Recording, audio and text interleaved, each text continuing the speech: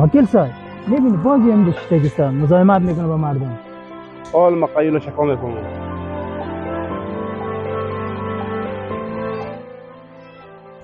السلام علیکم. و علیکم السلام. وکیل صاحب جور هستید؟ سلام علیکم وکیل. بخیر است؟ خوب است. بخیر است. جان خبر دوست جور هستی؟ شما را چند بار گفتم که سر کوچه نشینی نه؟ بازم شدین اینجا؟ شما شرم نمیکنه؟ در سر راه شش تلادون میزنه با مردم مزاحمت میکنه. وکیل صاحب بیکاری خیلی چی کار کنه؟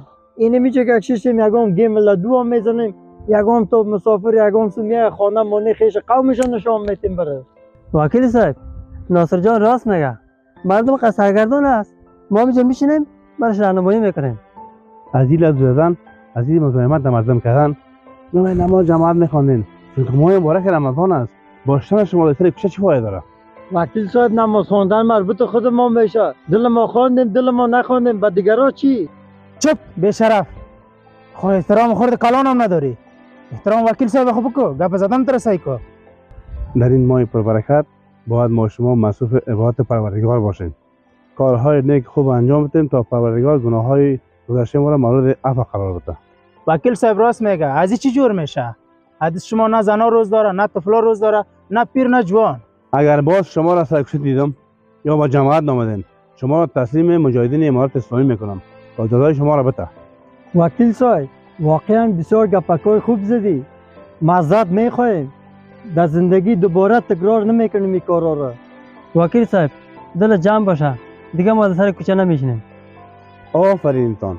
خوشت کلا گوه فهمیدی. خدا پسند دیگه ما میریم. بیغم باش وکیل صاحب، اینا ما میریم. یاما جان جمع کو بچه جل پوسته که بریم بخیر.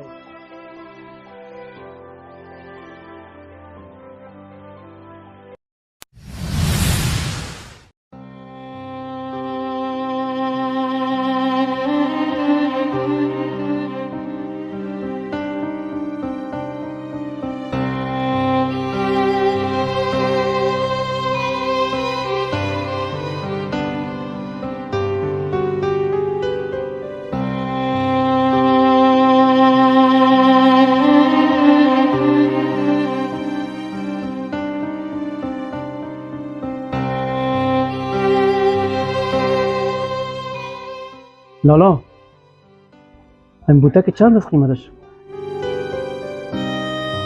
قیمت از بوتک آخرش 700 روپیه.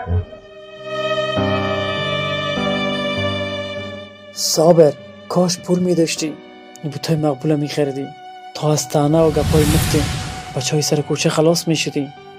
سلام علیکم.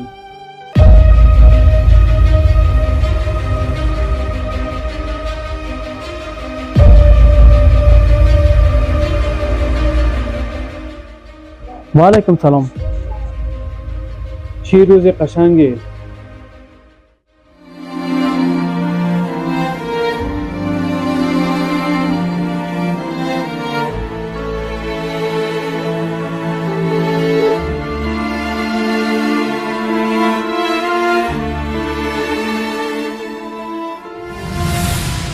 او بچه بوتایی رسه که فقط که موش به خود خانه جور کرده باشه.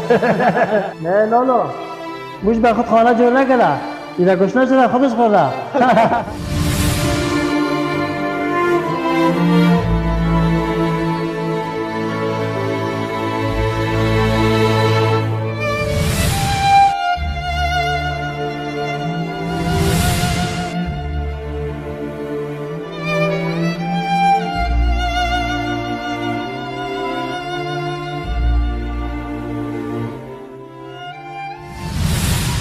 چی روز قشنگی.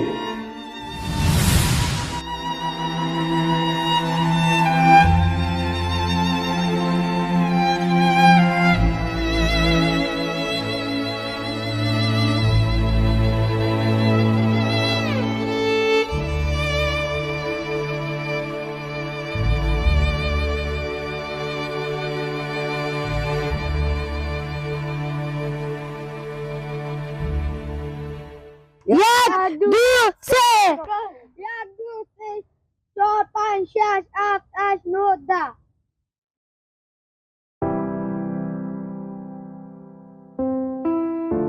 اشمت جان امی